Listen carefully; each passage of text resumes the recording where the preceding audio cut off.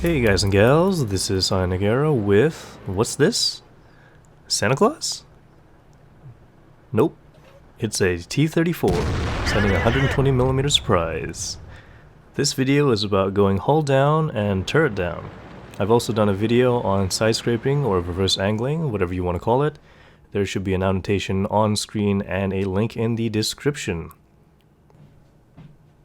So let us begin at Tier 3 with the T-15. The lower tiers generally have the same armor thickness on their turrets as their hull.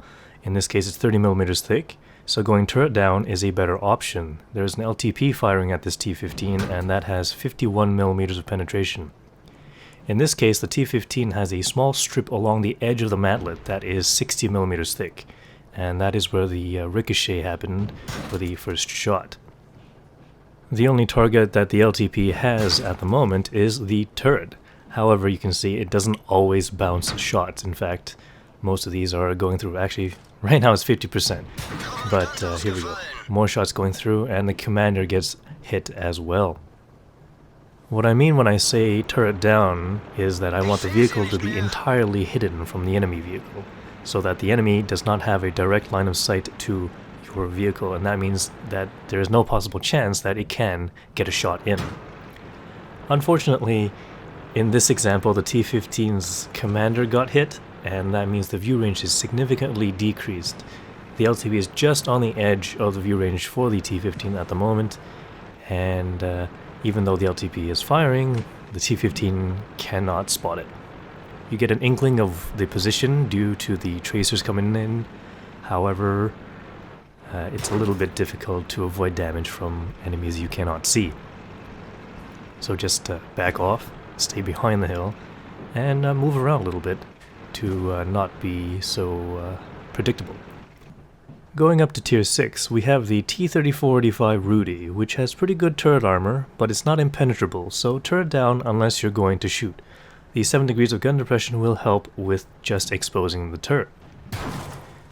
And I'm having a Churchill 3 fire at this vehicle, 105mm of penetration, and the armor of the 3045 is 90mm thick, but it increases to about 300 if you're firing towards the side.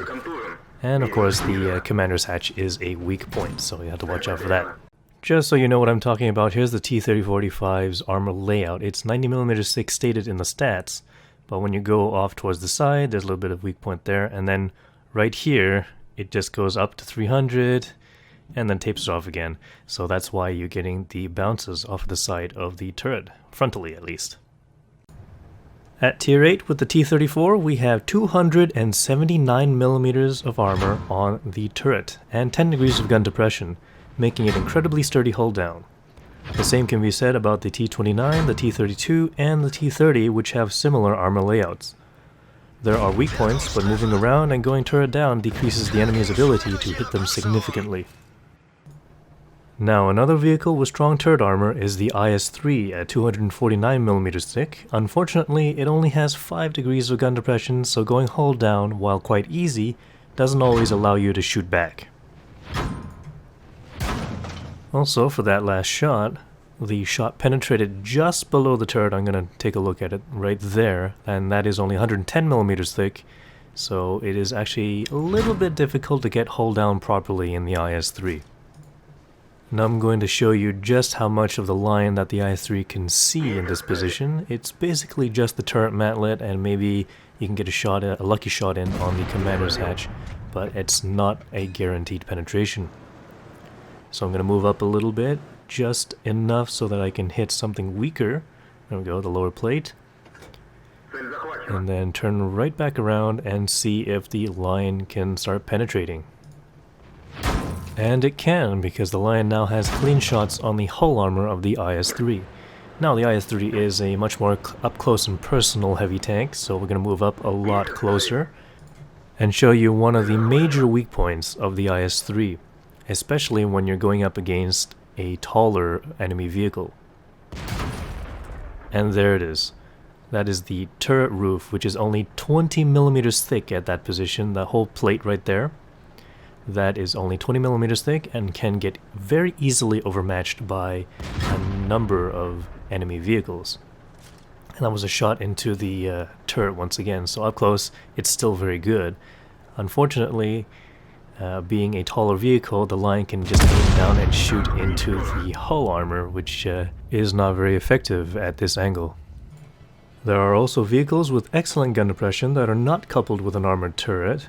Here's an example, the SA-1 with 10 degrees of gun depression. The solution would be to go turret down. Aiming down the sights and reversing until you can't see the enemy is usually okay. But in this case, the commander's hatch is still visible to the enemy, so you'll have to watch out for that. This holds doubly true for the M3 lead drivers, as the cannon is mounted on the hull, and that means when you're going over a hill, the turret is exposed before you can fire the cannon at anything. There's the hit into the commander's hatch, and we can see the SA-1 does not have a clear shot on the Lion. It has to move up a little bit more before it can fire. Thanks for watching, please press that like button and leave some comments. I will see you in future videos.